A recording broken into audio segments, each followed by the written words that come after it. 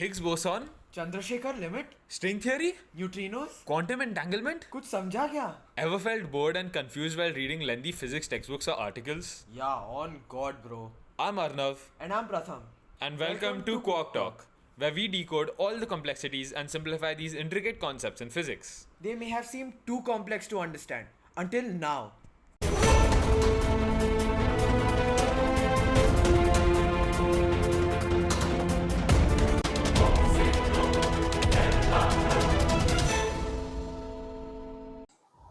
So, Pratham, unless you've been living inside a Faraday cage with zero Wi-Fi, you may have missed a brief internet frenzy around something called LK99. Yeah, it's this weird rock that some scientists claim that could be the world's first room temperature superconductor, right? Yeah, it's popped up in headlines, Reddit threads, and even TikToks. People saw Pebble levitate and immediately went, "Yeah, we've done it. Energy utopia. Magriff trains for everyone. One for me, one for you, one for that Oh, guy down wow. there. Everyone." And like basically infinite electricity. Here we come. But as always, real physics is way messier than that, as we know. Yeah, so let's break it down. What even is a superconductor? And what made LK99 such a big deal for a hot minute? And beneath all that hype, why does this stuff actually matter way more than most people realize? Because if superconductors really worked at room temperature, it would flip modern tech on its head. No energy loss in power lines, ultra fast efficient computers, magnetic levitation, episode Hmm, 36, yeah. everywhere. And we're talking a genuine leap forward, not just an upgrade. But to get to why that's such a big deal, we've got to start at the beginning. Yeah, back to the basics. In a normal wire, let's say copper, electrons move and bump into atoms and they lose energy as heat. That's resistance. That's why your laptop charger gets warm when you're charging your laptop, or your phone charger gets warm when you charge your phone. Yeah, but superconductor is a little different. So below a certain temperature, which is called the critical temperature of that superconductor, it has suddenly zero resistance, like actually zero. You can push current through it and it'll just keep flowing forever without any actual power source. And that's been tested. There's like a superconducting loop in Belgium that's been running for over 28 years without interruption. And that's insane, right? It's like lighting a candle once and just never going out. It just never goes out after that. Yeah, and it's not just electricity. Superconductors are also they also repel magnetic fields completely, which is a phenomenon called the Meissner Yeah, effect, if I'm not Meissner, wrong. I think, yeah. Yeah, that's how you get levitation. The magnetic field lines are expelled, and you can float a magnet above the material or vice versa. So we've already, like in general, we already use superconductors in real life, like in MRI machines. The huge magnetic field in those machines comes from superconducting coils cooled with liquid helium. That's why they're so expensive. And then you've got, of course, maglev trains. Japan's SC maglev line hits over like 600 kilometers per hour using superconducting magnets to levitate and push trains forward without much friction. But here's the problem. All these superconductors need to be insanely cold. We're talking below negative 200 degrees Celsius. And often it involves liquid helium, as I said earlier. And that is expensive and that's really hard to handle and hard to maintain the temperature. That is exactly the bottleneck of this problem. The cooling. It's what makes this tech very impractical for scaling, especially for stuff like power grids or, consumer electronics. Now imagine if a material could do all this with no resistance and no magnet drag at room temperature. You wouldn't need exotic cooling. That's what's LK99's so-called promise. Yeah, it would be game changing. You could build lossless power grids, like literally ship solar power from Africa to Europe or America to Asia without any loss. We're talking clean energy that could travel around the globe or follow the sun. It would also kill the efficiency losses in every major electrical device. Everything from your phone to a data center could run cooler, faster, cheaper, just better. Everything would be better. Yeah, and here's the real physics. So at low temperatures, atoms in a solid they basically stop jiggling as much. So at like normal room temperatures, while you may not notice like a solid or liquid actually vibrating, It's the just so minute that we yeah, can't notice with our own eyes. the atoms inside it are constantly vibrating. Yeah. So as I said, at low temperatures, that stops because they don't have as much heat energy within them, and that lets two electrons, which normally repel each other, form what's called a Cooper pair. And these pairs act like one single quantum object and they can move through the lattice of atoms without Yeah. scattering. So that's what gives you zero resistance. Basically, they move through it and they don't like push other stuff around. So it's like all the bouncers stepped out of the way at once. Yeah, there's nothing to repel it. But here is the catch. This only works when everything's super super cold. The Cooper pair, the pairs, the Cooper pairs break apart with too much energy, which is why superconductors usually only work below like 40 Kelvin. And then came 1986. A pair of IBM researchers found ceramic materials that superconduct at 93 Kelvin, above the liquid nitrogen threshold. That was huge because liquid nitrogen is dirt cheap, so apparently. Yeah, I mean dirt cheap compared to like liquid Yeah, helium or something yeah, like that. Still expensive, but yeah, we're coming to it. yeah. So these new ceramics, basically called cuprates, are they had like layered crystal structures, and the old Cooper pair theory didn't explain them properly. So we made a new category, something called unconventional superconductors. And even today, we technically don't fully understand how they work, but we still use them, like in South Korea, where engineers installed a superconducting power cable in Seoul. Yeah, it was a wild setup, like a three-phase AC cooled with liquid nitrogen at 66 Kelvin and insulated by a vacuum chamber to avoid heat leakage. I mean, it works, but of course, it's really, really expensive. Yeah, it costs hundreds of dollars per kiloamp per meter compared to around $10 for a standard cable. So yeah, $10 as in $10 Yeah, yeah. USD Yes. for a standard cable. So yeah, it's not scalable Yet. Yeah. So back to LK99, a South Korean team dropped a preprint claiming room temperature superconductivity for this whatever material it is. So the internet saw a rock floating and then everyone went ballistic. But the thing is, levitation isn't proof. You can get levitation from just diamagnetism, which isn't unique to superconductors. Even water is slightly diamagnetic. So it's not like a full proof of Yeah. superconductivity at room temperature. What they basically claimed was a sudden drop in resistivity around 380 Kelvin, but no one else could replicate it in their labs. Other labs got wildly different numbers from 100 Kelvin to 400 Kelvin, and none showed zero resistance. But a German team made a pure LK99 sample and found it was just an insulator with a bit of diamagnetism, not a superconductor.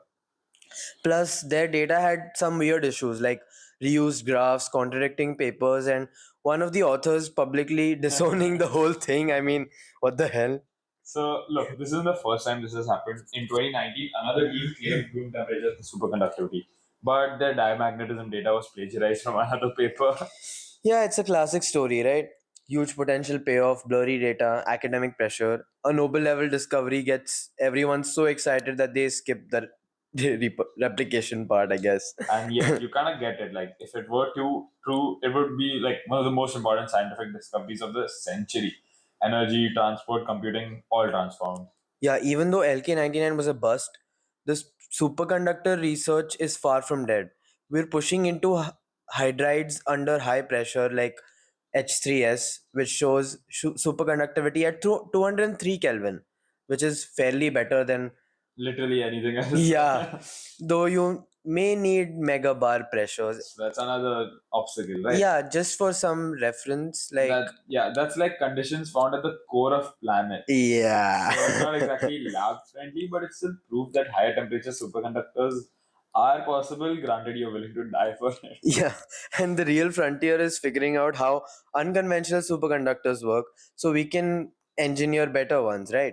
Once we crack Yeah. that code, we're not just waiting around for lucky ceramic accidents anymore, I guess. Yeah, so you know what people forget? Our power grids are arguably the most complex machines humans have ever built. They span entire continents and they balance loads in real time. And they're deeply tied to economics. I've got two friends in energy trading. They write algorithms to basically buy and sell electricity from battery banks, reacting to real time prices, weather, and even geopolitical events. You can imagine. Yeah, so superconductors change the entire game there, right? Lossless transmission over thousands of kilometers would let you flatten electricity markets. Global solar arbitrage, baby. Even with today's imperfect tech, we're, we're seeing use cases in like some dense urban areas like Tokyo, New York, and even Seoul, where real estate is expensive and every kilowatt counts. LK99, it let us down basically. It didn't give us a miracle. Yeah. But it doesn't mean that the miracle isn't coming. keep hope, like optimism. Of course. Physics doesn't move in viral news cycles, right? It's not like TikTok. It moves in replication, in patience, in lab coats, and in liquid nitrogen. The fact that we already have superconducting cables in the ground, even if it's just 1 kilometer, is incredible because it's literally zero resistance. And as materials get cheaper and cooling gets even more efficient, we'll see more. Someday, someone's gonna crack it, hopefully. And when they do, it won't just be a floating rock on Twitter, it'll be a floating economy. Okay, that was nice. Thanks. But seriously, it's worth talking about how we got here, okay? Let's like take a step back, okay? Yeah, let's Because back up. Let's back up. Superconductivity isn't some sci-fi idea, it's a real phenomenon we know about for over 100 years. Right, back in like I think 1911, a Dutch physicist named, okay, I'm very very sorry again for your name, Messing it up. Heike Kamerling Ons. Okay, let's hike, camerling, honest. Okay, Maybe. Okay, go ahead. let's just call him Hector, okay? Hector discovered that when he cooled mercury to ridiculously low temperatures, like near absolute zero, its electrical resistance just vanished. Like poof, gone. No friction for electrons, and that was the birth of superconductivity. But the catch, you needed cryogenic level cold, like colder than space cold, exactly like liquid helium. Yeah, expensive, finicky, and not exactly something you want to base your national power grid on. And that's why scientists have been hunting for something that works at high temperatures, not room temperatures right away necessarily, but even if we could make it work at say like liquid nitrogen levels, that's way cheaper and more practical. And that's what made LK99 exciting. The researchers claimed it showed superconductivity at just above room temperatures, around 127 degrees. Just above Just 100 degrees Celsius yes, above room just temperature. above. Just above. Which, if true, it would be insane, like Nobel Prize level. Yeah, but as we said earlier, the science didn't hold up, and labs tried to replicate it, and results didn't match. So basically, the buzz was wasted, kind of, but it wasn't all wasted. Okay, it Yeah. was people talking, but especially the public, and sometimes the spark that the spark that began right now, that's what leads to real breakthroughs later on. I see. I see. So totally, it's kind of like when we were kids and we first saw those. I think We were kids, as in we still are kids. I'm still not even 18. bro, shut up. Okay, so when I was a kid, like a small kid, like 5, 6, 7 years old, we saw those amazing future of transportation concept videos, like all those Hoverboards. yeah, those graphic 3D things we used to see on YouTube, like those electric Mercedes trains or whatever, those hoverboards and all that jazz, basically. Flying cars like in Fantastic Four, which I've watched twice already, but you've probably not watched even once. But who asked about that? No, so like you don't you have need to to. watch Fantastic Four. No, it's sci-fi shit. Yeah, so there's a flying car in that. They have a No, flying it's car. okay. Okay, basically what I was saying was that whatever those concepts are, most of it didn't. Sci-fi concepts, yeah. Yeah, they most of them didn't pan out the way we hoped, right? Yet. But some of those ideas stuck with us and evolved. And superconductors, they're sticking. Whether it's in MRI machines, particle accelerators, quantum computers, or even those maglev trains in Japan. We're already using them, just not worldwide yet. And that's where the real challenge lies, right? Making superconductors that just don't work in expensive labs, but on citywide grids, train systems, and maybe even our smartphones one day. Yeah, S25 Edge and iPhone 16 Air. But we're not there now. But every small advancement isn't like a new material or like a better cooling technique or a more efficient fabrication process. All these things bring us one step closer to reaching that goal. And let's be honest, even if the failures teach us something, LK99 may not have been the answer, but it forced the global physics community to double check, and think deeper. I mean, that's progress too. Yeah, science is weird like that, but it's not linear, right? It's not clean. Yeah. It definitely doesn't follow your Twitter feed. But it builds quietly until one day it doesn't. Yeah, one day it explodes. Huh? Boom. The discovery hits the right lab, the right paper gets published, and suddenly, boom. Again, boom. The world's different. So next time you see a tiny rock floating in a video Lock. with dramatic music in the background, maybe don't scream free energy just yet. But also don't ignore it, because the future, it often starts with a weird rock. And a couple of scientists who refuse to let it go. Until then, just stay curious and grounded, bro. Unless you're a magnet on a superconductor.